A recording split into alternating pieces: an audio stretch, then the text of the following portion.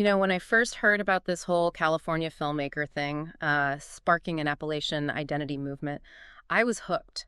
And the man at the heart of it all, this T. Byron Kelly, his work, it's got layers, like some kind of artistic onion. Interesting you say artistic onion. Today we're diving deep into that poetic post-interview he did. Right. But we're not just summarizing, we're finding the why behind it all. It's interesting you say artistic onion because Kelly's not just a poet. It's the music, the painting, and how those actually change the poetry itself that's intriguing. Right, like does the visual element elevate the words? Or do the poems need that crutch to stand out? I'm curious about that. But let's back up to the beginning. We know that Robert Frost's poem, Kelly's dad read, sparked his interest. But what's striking is how even then he was drawn to artists who blurred the lines, like Blake or Jim Morrison. And that's where you start to see the DNA of Studio Appalachia. Right. Right, because it wasn't just a recording space he made with Doug Eagle. If you look at the artists they attracted, it's almost like Kelly predicted the need for cross-disciplinary collaboration way back then. Okay, so paint me a picture of this place. We know it's collaborative. But was it a free-for-all? Did specific art movements come out of it? What's the legacy beyond just being a cool hangout? Well, think about Appalachia at the time. You have traditional folk music, but also this influx of punk and DIY energy. Studio Appalachia became this weird, beautiful crossroads. You had poets incorporating banjo riffs, visual artists making album covers that were practically poems themselves. Hold on, give me an example. Did any of that work actually break out of Appalachia? Because otherwise it's just a local scene, right? Absolutely. One artist, Sarah Beth Tomlin, she was doing these woodcuts inspired by Kelly's poems about coal mining, and they got picked up by a gallery in D.C. Suddenly you had urban folks engaging with Appalachian themes in this raw, unexpected way. That's fascinating. So Kelly creates this space, it breeds this unique style, but then there's dark horse poetry, which is outwardly focused. It's almost like he has two artistic gears, one inward, one outward. And both are about reclaiming narrative. Studio Appalachia reclaims it artistically, Dark Horse does it politically, but they're both reactions to that filmmaker incident you mentioned. Yeah, I've got to admit, when Kelly talked about that in the interview, I felt a twinge of, as an artist myself, that feeling of being misrepresented. Right. It makes his mission with the Appalachian Restoration Project so much more powerful. It's raw authenticity. Right. And it makes you wonder, if that filmmaker hadn't been so clueless, would Kelly have had that fire to create the project? Sometimes art needs that antagonist, right? Okay, let's talk about Project End of Days for a second. The interview mentions it's huge, spans decades, but what's the through line for the listener? Is it a cohesive work or just a collection of Kelly's phases? Well, that's the debate, isn't it? Yeah. Even critics who love Kelly are split. Some say it's too sprawling, lacks a core. Others argue that is the point. It's meant to be this messy, evolving self-portrait of an artist constantly in flux. Which honestly fits with what we've seen so far. Right. It's like he can't be contained in one box, even his own project. Yeah. But he did share that bit of his great-grandfather's work, the Memory in Retrospect poem, and that does seem to echo themes Kelly grapples with. Yes. And that's where the family legacy gets really interesting. Because it's not just about honoring W.C. Harris. Right. It's about Kelly asking, am I rehashing those same Appalachian struggles just in a new art form? That adds a layer of self-critique to his work. Okay, mind blown. So we've got this lineage, this artistic evolution, but the California filmmaker is still bugging me. Did Kelly elaborate on how the guy got it wrong about Appalachia? Because to launch a whole project, there had to be some serious misconceptions at play. He did, and this is where understanding Kelly's personal philosophy becomes key.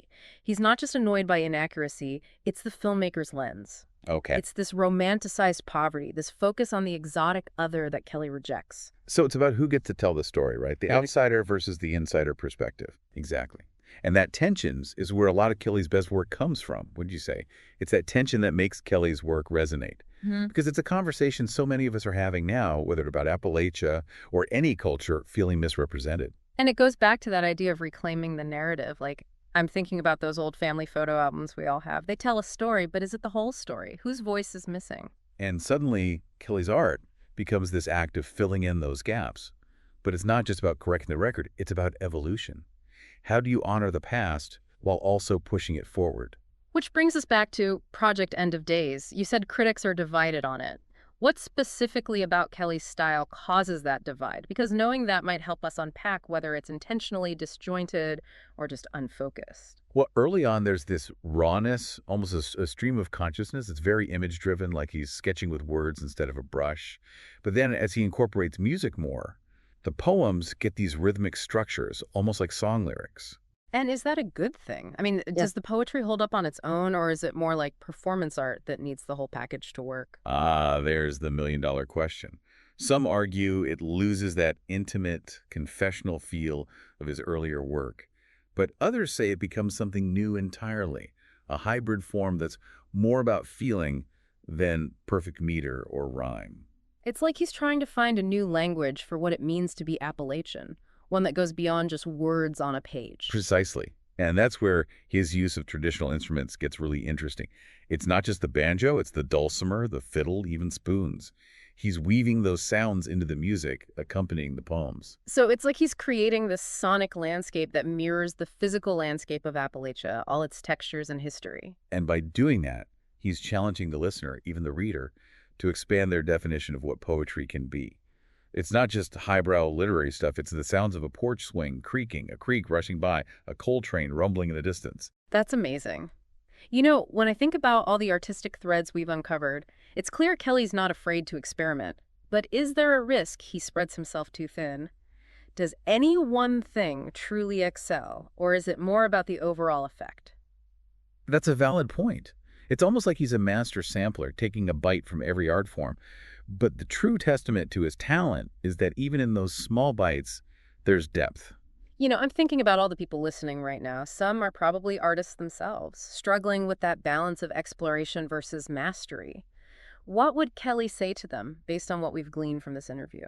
I think he'd encourage that exploration. He even talks about how sometimes the failed experiments lead to the most unexpected breakthroughs. Yeah. It's that willingness to play, to get messy, to not take yourself too seriously that keeps the creative wellspring flowing. And I bet he'd say, don't let anyone tell you what Appalachian art should be. Define it for yourself. Absolutely. Because that's the essence of his mission, right? To reclaim the narrative. Yeah. Not just by correcting the record, but by expanding it, making it richer, more complex, more reflective of the lived experiences of the people within the culture. Okay, I want to circle back to something you said earlier about how Project End of Days is like a self-portrait of Kelly as an artist. But what about Kelly as a person? What comes through about his personality, his values, and all this? Well, there's this deep sense of place. You really get the feeling that Appalachia is more than just a setting for him. It's woven into his very being. And that ties into his loyalty, his dedication to those around him, whether it's his family, his collaborators, or even the land itself. It's that sense of community you mentioned earlier, but it runs even deeper than that. It's almost spiritual, wouldn't you say? I think so. There's a reverence for nature, a deep connection to the cycles of life and death that comes through in his work. And that ties back to his great-grandfather's poetry, which is filled with that same sense of reflection on life's journey. It's like that old saying, you can take the boy out of the holler, but you can't take the holler out of the boy. Exactly. And I think Kelly embraces that. He's not trying to shed his roots. He's trying to understand them, to weave them into something new and powerful. And what about the social activism aspect? Because that seems like a relatively recent development in his career, at least in terms of dark horse poetry. Well, it's interesting because while Dark Horse is the most overt expression of his activism, the seeds were always there. Even in his earlier work, there's a subtle critique of how industry has impacted Appalachia, how the land has been exploited. So it's not just about pretty landscapes and nostalgic mountain tunes. There's an edge to his work, a darkness that reflects the real struggles people have faced in that region. And by connecting with Coal River Mountain Watch, he's taking that critique a step further. He's saying, this isn't just something to write about, it's something to fight for. And that fight, that passion, it comes through in the way he talks about the Appalachian Restoration Project.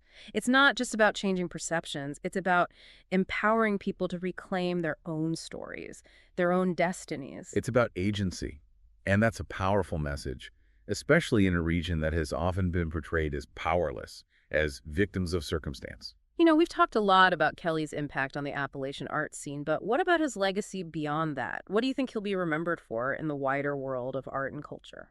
I think he'll be remembered for his fearlessness, his willingness to break down boundaries between art forms, to blend the traditional with the experimental, He's shown us that art can be both personal and political, that it can be rooted in a specific place while still resonating universally. And he's shown us that even a seemingly small act, like a California filmmaker getting it wrong, can spark a movement, can lead to something truly remarkable. It's a reminder that every story, every voice has the potential to change the world. Makes you wonder what other T. Byron Kellys are out there, right? People blending art forms, challenging norms, quietly building these incredible bodies of work. It's inspiring. What I find particularly inspiring is how Kelly's work defies easy categorization.